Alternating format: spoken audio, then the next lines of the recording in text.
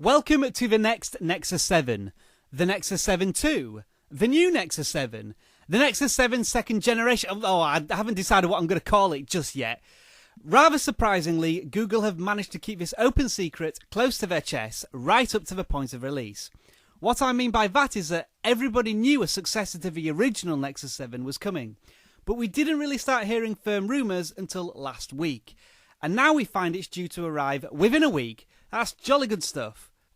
The original Nexus 7 was successful for four main reasons.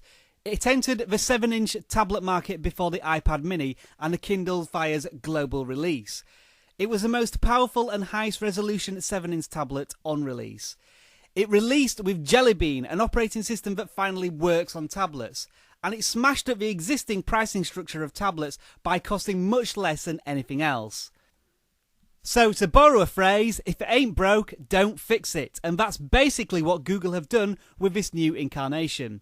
It's more powerful, more or less the same price, and it doesn't include a lot more than the basics. So here are the key points. The processor has been upgraded to a Dragon, so that means it must be fast, and the RAM has been doubled. Technically speaking, I don't care too much for numbers. As long as it's smooth and snappy like the original N7, that's fine for me. What is of much more interest to me is this. The new Nexus 7 remains a 7-inch display, which is my absolute sweet spot for screen sizes. It's perfect for reading, and when held in landscape mode, your two thumbs can cover the whole screen. Personally, I find the slightly larger iPad mini, well, too big. And then there's the resolution, 1920 by 1200. It was pretty difficult to spot pixels on the original Nexus 7. It should be impossible on this screen, so everything should look glorious. It's just a shame they're not Super AMOLEDs like the Samsung screens. They really are lush.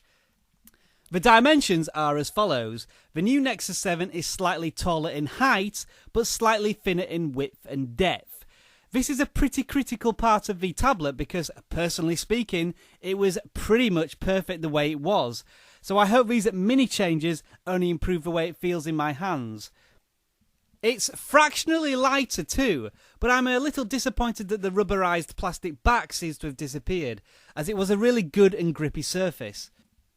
In terms of additions to the hardware of the Nexus 7, there is good news and bad news. Once again, there is no SD or micro SD card slot, so you're stuck with either 16GB or 32GB depending on which model you purchase. However, a 5-megapixel rear-facing camera has been added and something called Slim Port. Now, until today, I'd never even heard of this, but apparently it enables video out, so we should be able to plug this bad boy into televisions. Nice. In terms of software, the new Nexus 7 will come with Jellybean 4.3, which on the face of it looks pretty similar to what's already available, and it's my understanding that this will be rolled out to the old Nexus 7 almost immediately anyway.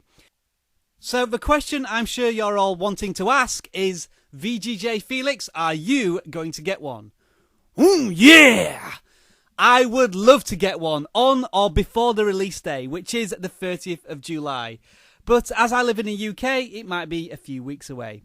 Either way, thumbs up and stay tuned.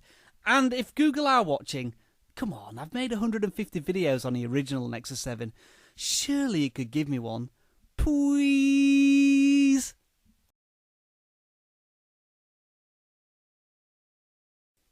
Thanks for watching this video. If you enjoyed it, please click that thumbs up button. I really appreciate it. And if you're hungry for more videos, subscribe. It's free after all.